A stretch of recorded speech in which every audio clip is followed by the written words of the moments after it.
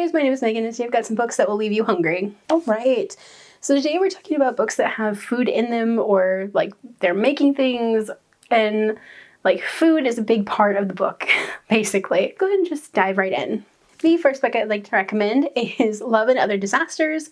This is a book featuring a cooking competition, kind of like MasterChef or Great British Bake Off, kind of, but not really. So this follows Lila Woodson, who is recently divorced and is looking to make her culinary dreams come true. It also follows London Parker, who has just come out as non-binary on national television and is trying to raise awareness for an LGBTQ+ charity that they just started. And these do have kind of a meet awkward at the beginning of when they meet, but they also kind of start like striking up this friendship while they're dealing with snarky judges and snarky contestants, and like it's just a really sweet romance once you get past all of these snarky comments and stuff. It's also, the food is very much a part of this, like they're cooking constantly, they're doing battles, and like it's really, really fun. Next up, I'd like to recommend Nothing Ordinary.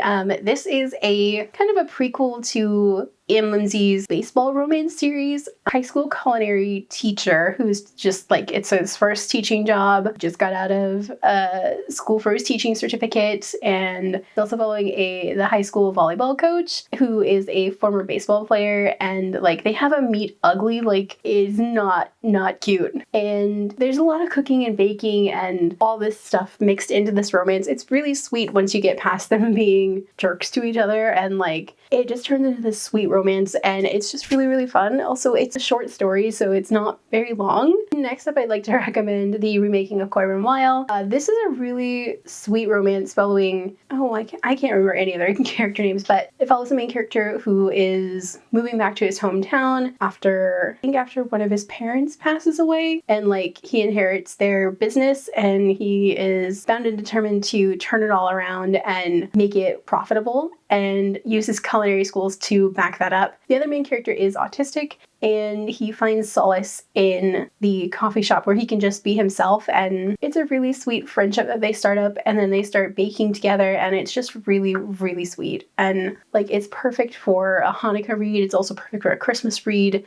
Like anytime in winter you want to read this, definitely do it, because it's really sweet and wholesome and just it'll leave you with all the warm fuzzies. Okay, next up I'd like to recommend A Cuban Girl's Guide to Tea and Tomorrow. This follows Lila Reyes, who is being sent to London to stay with her aunt and uncle who run a bed and breakfast because her parents are worried for her mental health after her grandma passes away, and she just throws herself into working at the family bakery. And I like kind of weasels her way into the B&B's kitchen where she starts baking and finding a new rhythm. It also follows Orion, who works at his dad's tea shop and like supplies the bed and breakfast with tea, as they kind of form this friendship and like start exploring London together. It's a really sweet romance that they get into together. It's just a sweet, wholesome read. The last book I'd like to recommend is Pick Me. This is the first book in the Sunday Brothers series.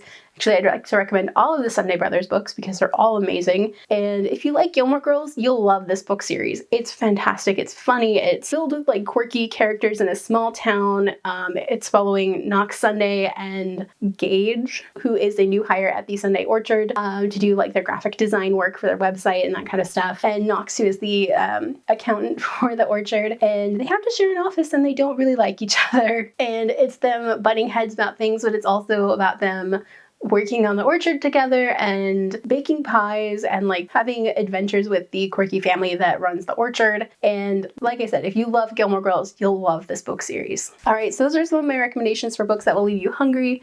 Do you guys have any books like that? Let me know down below. If you guys like this video, don't forget the like button. If you haven't already but would like to, go ahead and hit the subscribe button. And if you'd like to follow me on social media for more bookish stuff, check out the links down below. Alrighty, bye guys!